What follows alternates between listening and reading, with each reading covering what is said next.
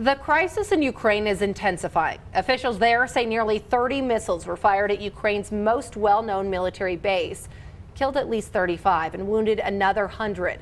U.S. officials believe the attack was an attempt to cut off supplies for Ukraine, and the UN now estimating about 600 civilians have been killed, and there are fears that Russia's military actions could cross into NATO turf. Now, that's an area the United States vows to defend. The administration also threatening severe consequences should Russia deploy chemical weapons.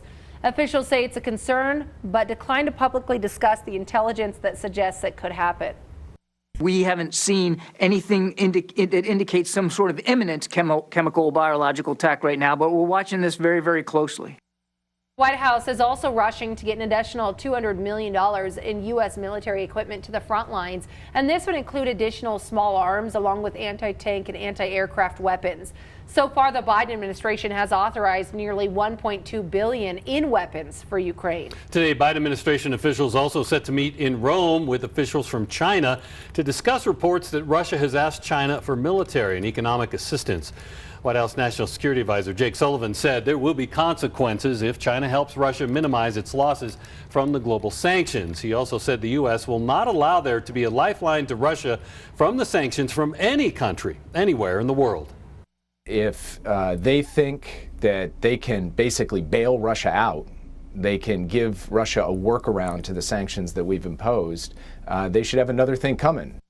Now, the meeting is considered high stakes because two of China's biggest trading partners are the EU and the U.S., but China has also shown support for Russia. A spokesperson for China didn't mention the war and said the talks will focus on China's relationship with the U.S. Overnight, we learned that an American journalist was killed in Ukraine working on a story about refugees. Ukraine's Interior Ministry says 50-year-old Brent Renault died in Irpin, that's a suburb of Kyiv. An American journalist traveling with Renault was also shot in the lower back. Juan Arredondo spoke on camera about what happened as he was being treated at a hospital in Kyiv. Yeah, both men were shot. They were traveling in the same car after it had stopped at a Russian checkpoint. We crossed the first bridge in Irpin. We were going to film other refugees leaving, and we got into a car. Somebody offered to take us to the other bridge, and we crossed the checkpoint, and they start shooting at us. So the driver turned around, and they kept shooting. It's two of us. My friend is Brent Renault, and he's been shot and left behind.